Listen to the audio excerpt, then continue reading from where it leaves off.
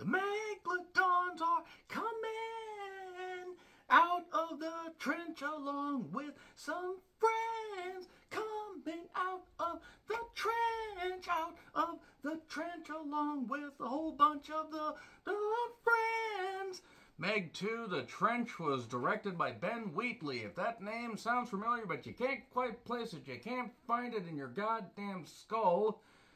Well, he did Kill List and In the Earth, the latter of which I really enjoyed. Neon Studios knocked it out of the park. I'm not entirely certain I understood exactly what the fuck was going on in the Earth, but nevertheless, we go in the Earth and underwater and into the trench. Hence the title, Meg 2, The Trench, which is a sequel for, wait for it, hold up. Remember John Turtletub? He directed some shark movie that I had to research, I had to figure it out. I had to go to the deepest, darkest recess, almost to the dark web, not unfriended to the dark web. It's a sequel to The Meg that came out in 2018. And it made quite a bit of money, and they decided, fuck it, here's some more money. Oh, John Turtletub doesn't want to direct it? Ben Wheatley, we like you, you've done movies, go direct this movie. Okay. And that's pretty much what he did. 3 people wrote this. 3 people. The Hober brothers, who did Whiteout, Red, Battleship, not Turning Red, by the way, but the action comedy, that got a sequel that had diminishing returns, and also the first Meg. Shut up, the Meg. And also Dean Jorgaris, certain I probably butchered that, don't really care. Paycheck, Tristan and Isolde. Does anybody remember that? Does anybody who even made that movie remember that movie exists? And also, shut up, the Meg. So, yeah, sequel to the Meg.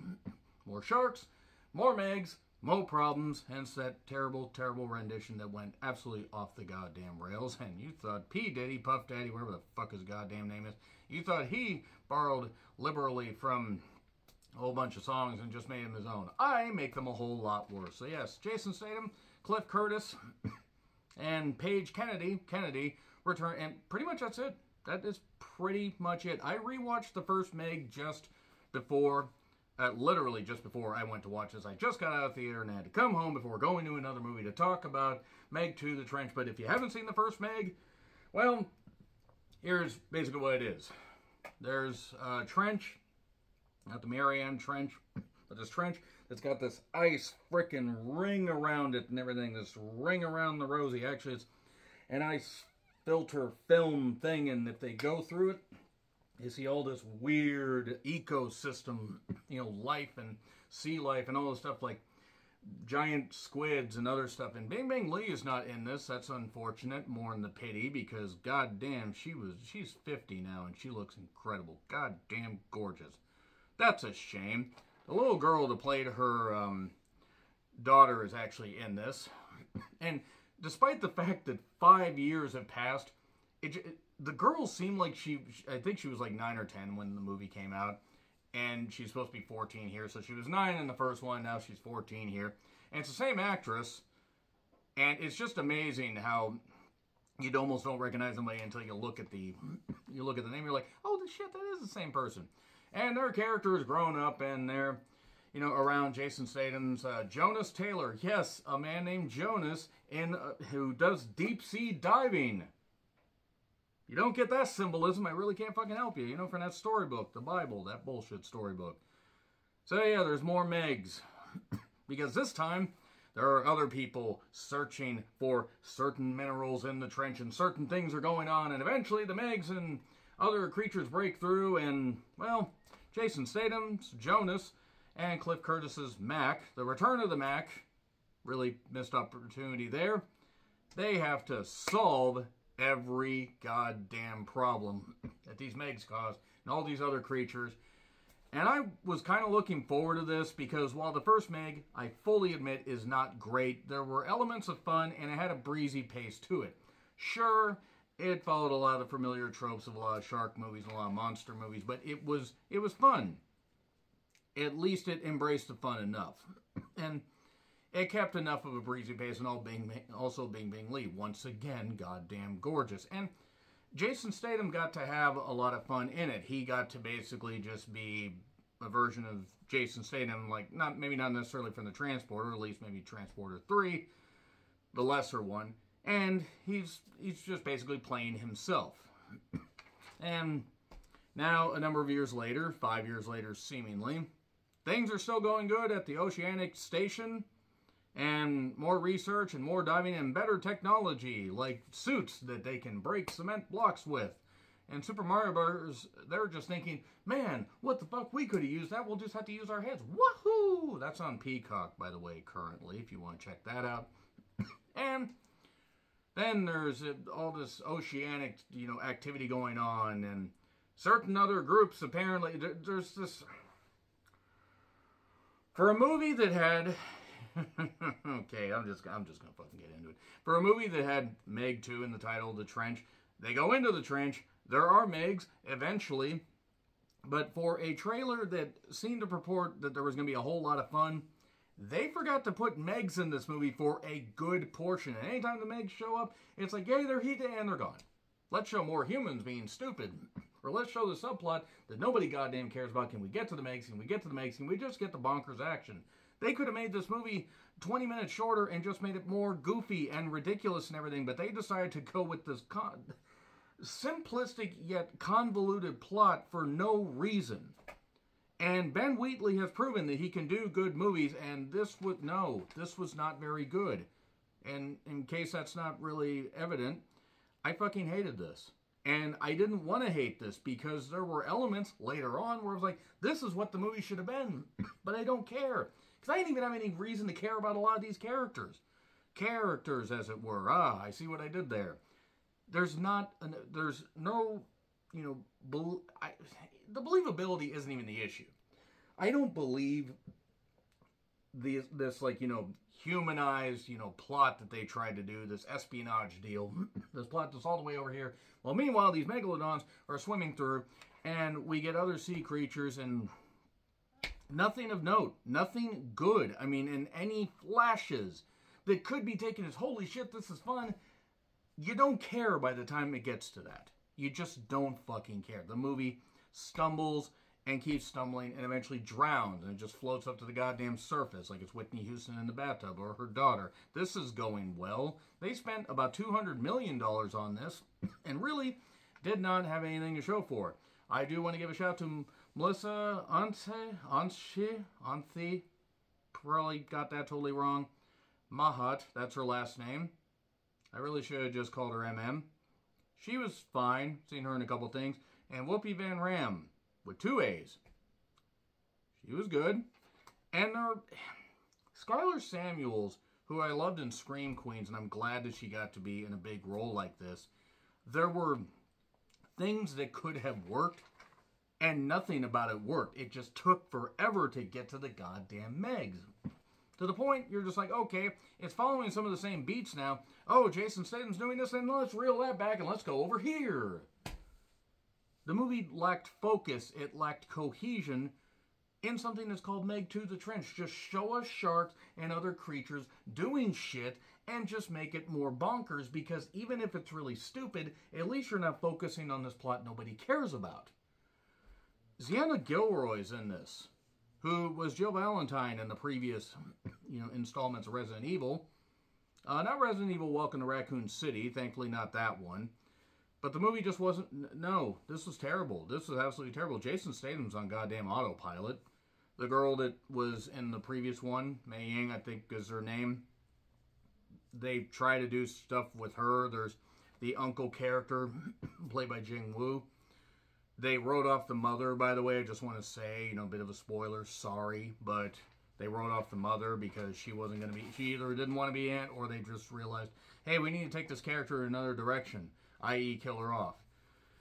Meg 2 is very, very, very disappointing. One of the most disappointing movies of the year, because I'm thinking, okay, there's going to be a little bit of setup, but we're going to explain why these characters are here, why they're doing this stuff, but we're going to get to the good, and then they don't. And then by the time they get to anything good, they pull it back, and then they keep doing this, and nobody cares about any of these fucking characters. None of the villains, none of these characters really mean anything outside of the few people that we were used to from the first movie. And even then, they're poorly written. 3 people writing this movie. And you're telling me this is the best they could fucking do? This is the best they could do? were they all narcoleptics and just waking up and like, oh shit, we better write that. And, oh, I'll take over what he's doing. You know, did the studio hold their favorite pet hostage so they could just write this stuff and not really put any passion into it? Because, Jesus, the acting was especially shit also. I mean, because nobody really got to flex any fun muscles, which didn't sound nearly as dirty in my head until I said it, but I'm going to roll with it. It just ends up not being good at all. Very disappointing. Very, very disappointing. It's a good thing this got released in August. Even though Barbie and Oppenheimer are still making a ton of money. This movie might end up getting swallowed up. I don't know if we're going to get Meg 3, whatever the fuck.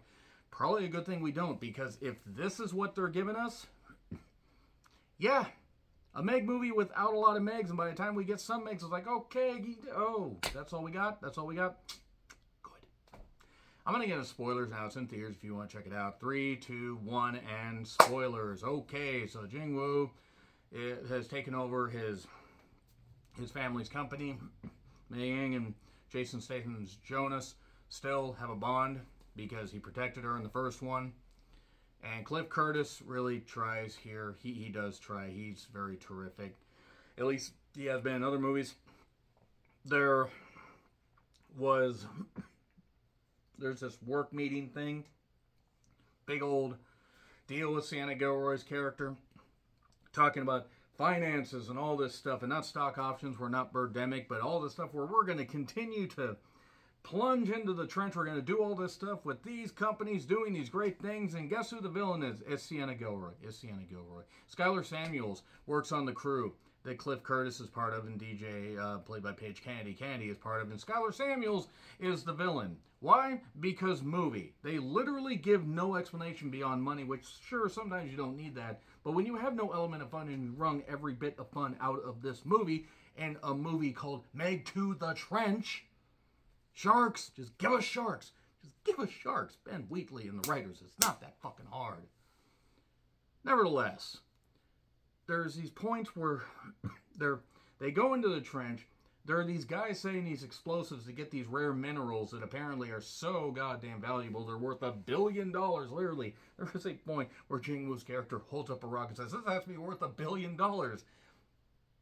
Okay, whatever. I mean, I guess that's not the most implausible thing.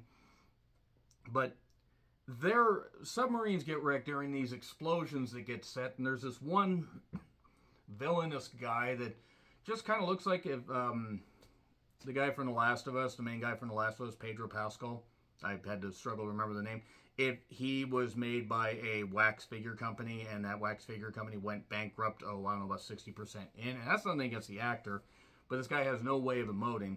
He's just a random villain. Skylar Samuels is a random villain that can control stuff because she's hacked and all this stuff. And Cliff Curtis's Mac and DJ are trying to do stuff, but they're bumbling fools. None of this has to do with Megs. Megs do eventually come up. There are some creatures. In the very beginning, they showed a little part in the trailer where the dinosaur, or the T-Rex gets eaten by the Meg, and then you don't see Megs for a goddamn while. And then you see Megs after their submarines are crashed. They're in these suits, these like Mega Man suits. It's like underwater, except without the goodness of underwater. I will defend that movie, even though I recognize it is not all that great. The one with Kristen Stewart that apparently sat on the shelf for 3 years, despite being pretty good. What they ended up doing is they walked along the trench's edge, and one got eaten by a giant squid or a giant rock monster. Rock monster. And others got picked off. One lost her oxygen. And then she got eaten right when she was about to die. One got her mask crushed. They were making their way to this giant sub-deal thingy that was like this old oceanic vehicle. Or actually it was a current oceanic vehicle. And meanwhile, DJ and Mac, Cliff Curtis, are trying to figure out who sabotaged this submarine. Listen, all y'all, it's a sabotage. They can't stand it. They know Skylar Samuels planned it because she's the only other character that they have shown. They showed a couple extras, and that's it. It's pretty obvious what it fucking is. We have 30 people in this thing. No, you don't. You have 3. So what they end up doing is Skylar Samuels locks them in this particular area, right? The remaining survivors. One girl dies from an implosion because her mask breaks just before they can depressurize. That was actually kind of funny. At least to me. Because at this point, I didn't give a shit. They're about to drown. Jason Statham gets out. Despite the fact that Skylar Samuels has apparently locked this place up, he manages to get out this way, hold his breath long enough, so if he breathes through his nostrils, he won't die just long enough to open this stuff. And he manages to get into this other side where the Pedro Pascal clone is. He has a fight with him immediately after trying to catch his breath and all that. He beats the shit out of him, eventually does stuff where he's getting on a laptop, beats him up, gets on a laptop, tries to depressurize his stuff, gets on a laptop, does manual override, while Skylar Samuels is talking to Sienna Gilroy's character like, hey, we should do this and everything, let's go all with, let's just keep doing this stuff, and oh shit, these people easily got away from, hey, there's this one guy down there, and oh my god, you still have somebody down there? Sienna Gilroy did not plan this thing very well, but then again, that's what you get when you have poorly written characters. They never plan shit out. Then, Jason Statham manages to hit this red switch. He always hit the red button, and that's it. The jolly candy-like button. No, I can't. Didn't think you were going to get a Ren and Stimpy reference here, did you? He ends up depressurizing the thing, the water pours out, so the few people are saved. He'd beaten the shit out of this one guy, and he was seemingly dead. They decide to get into this escape sub that the Pedro Pascal clone had, and they turn on all the lights. Jingwoo's character does that, so the Megs will be distracted. The Megs will come in. We do have Megs in this movie, believe it or not. And they manage to escape and go up through the trench and all that and everything. By the way, that explosion that happened earlier for the rare minerals and all that stuff that these guys died in, yeah, that blew a hole in the trench cover thing, and now they're coming up. This was about an hour into the goddamn movie, and the Pedro Pascal clone somehow managed to have one of those suits on, one of those Mega Man suits, underwater suits, and he attaches something where he's just going to float up. Now, yes, he's probably got oxygen, and I'm sure he'll get up quicker, but oh, Jesus Christ. I mean, okay, like, I guess if I'm expecting silliness, I guess I shouldn't mind that, but the problem is, I don't care about any of these characters. We're the fucking Megs. And then, we get up to the surface. They figure out that Jess, being the only character that has been seen on this thing, she betrayed us. Oh my god, hey, let's do this thing where we're gonna pepper spray. You're gonna pepper spray, and then I'm gonna shock somebody. Okay, because there are these three guards, and Jess is played by Skylar Samuels. They're out there, and Cliff Curtis runs like an idiot into the pepper spray after he sprays somebody. Oh, my eyes! I'm not supposed to get pepper spray, and then DJ is shocking them. Jason Statham and co get back up to the surface, and their plan is to do all this crazy stuff. We have barely seen any Megs. I'm calm. Let's just ease up. But more espionage and more stuff. Why is Sienna Gilroy doing this? Because she's going to take the research Jingwoo's company did. She explained that in the sub, or in the underwater oceanic trench mouth deal thing, whatever the hell it was they were in earlier before they got somehow free to do what they want any old time. And then, guess what else? They kept going with the espionage thing and all this stuff. They have to escape this lab, and they managed to paddle out on this one, lifeboat, and they can't make too much noise because the Megs will hear. Despite the fact the ocean's going up and down doing all this stuff, but I guess that'll alert them. Then, some other random soldiers that are there get out on the motorboat, and the Pedro Pascal clone says, stop, don't do this anymore. They end up getting eaten. Eventually, the heroes get to this place called Fun Island, and then finally the thing can begin. By the way, a Kraken got loose. Why did a Kraken get loose? Oh wait, not one, but two Krakens. Two Krakens got loose, evidently. Or maybe it was the same Kraken and I just stopped caring. They all look alike to me? Is that sexist? Nevertheless, oceanist. Let's just move on. They're at Fun Island. There's a bunch of pretty girls. God, there's a bunch of pretty girls there. Bunch of pretty women there. And everybody is seemingly having fun. And then we just get, we just grind to a goddamn halt because Sienna Gilroy's character gets there. There are these weird Komodo dragon-like snappy creatures in a movie called Meg 2, the Trench, but whatever. I guess we're going to show other creatures. They were in the very beginning of the movie. They were also swimming at one point, attacking our heroes when they were trying to get to that other submarines or that other substation. So they're attacking. The Megs eventually show up. They start eating people. It doesn't really take all that long for them to cut away from that, and hey, let's just have more stuff with the humans, and Sienna Gilroy's character gets killed, and other people get killed. And Mac and Jing-Woo, Cliff Curtis and Jing-Woo, have to band together while Jason Statham sends a kid over to an oceanic lifeguard station that's perfectly safe over there in the corner where a Meg can't possibly get to it. It doesn't, but it could easily get to it. And his brilliant idea is to take these explosives that they got from this sub, that they carried with them apparently, attach them to harpoons, and throw them at the goddamn Megs and blow up their brains. I mean, I've heard worse ideas, why not? And that sounds fun. No, they managed to somehow make that boring. Jason Statham surfs up on a goddamn wave and throws it right into a goddamn Meg skull and blows it up. And then there's a kraken loose in the goddamn thing. Remember the brown dog that was at the end of the first movie that survived? Well, now it's back. Or at least a dog that looks like it. It could be the same dog. I don't goddamn know. If it is, I'm glad that dog's having a long, full life. And probably wondering, what the fuck is my agent doing putting me in movies like this? Also, how do I know what an agent is when I'm a dog? I don't know if this is coming across, but I'm not really enjoying this goddamn movie. Is it that goddamn obvious? Nevertheless, let's get to the conclusion where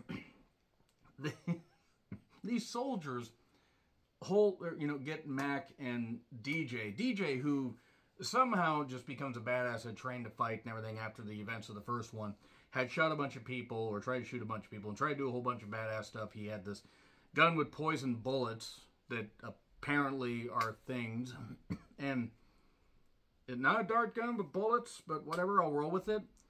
And he's doing some actiony stuff. Jason Statham's doing his shit, somehow surviving all of this stuff, but whatever, he is Jason Statham. He's survived a whole bunch of wars. The stuff that when it gets bonkers, okay, you want to have some fun, but by then every bit of passion, every bit of energy, enthusiasm for this movie has been beaten out of you by this terrible story. A story that was unnecessary. Just give us Megs. Give us a little bit of it. Oh, these are villains. And they're getting eaten. We hardly knew ye. Let's get back to the Megs. By the time the movie got to anything fun, you're just like, what the fuck? Why am I watching this? Why did it take forever? 60 to 70% of this movie was all about this covert plot, espionage plot thing. And then eventually what ends up happening is Jing-Woo's character. And by the way, I forgot what his goddamn name was. He was the uncle. I didn't remember his name. I don't really care. It's nothing against the actor. I don't really care about the name. He has this explosion that he's preparing. Also, him and Cliff Curtis have to get away from these Komodo dragon creatures. They have to fill up this helicopter with gas. They barely get it up to maybe half, if that. And they have to detach the goddamn thing, and then they blow up the deal because they're blowing up the goddamn creatures. Then the Kraken's there. And he's got to go and he's got to drop the bomb in the Kraken's mouth. And he somehow manages to survive all this stuff and getting beaten up and thrown around all these tentacles. And Ming Yang gets tangled up in this stuff, but she gets free to do what she wants and hopefully escape to a better movie. I wish I could have escaped to a better goddamn movie. And they end up one of the Megalodons and the Kraken get in a fight. One thing I neglected to mention, though, is at this Oceanic Institute earlier, Jing-Woo's character had befriended a Megalodon that was a baby and found in and was the only Megalodon in captivity. This Megalodon somehow escapes. Very easily, I might add. Megalodons in captivity, not a great idea.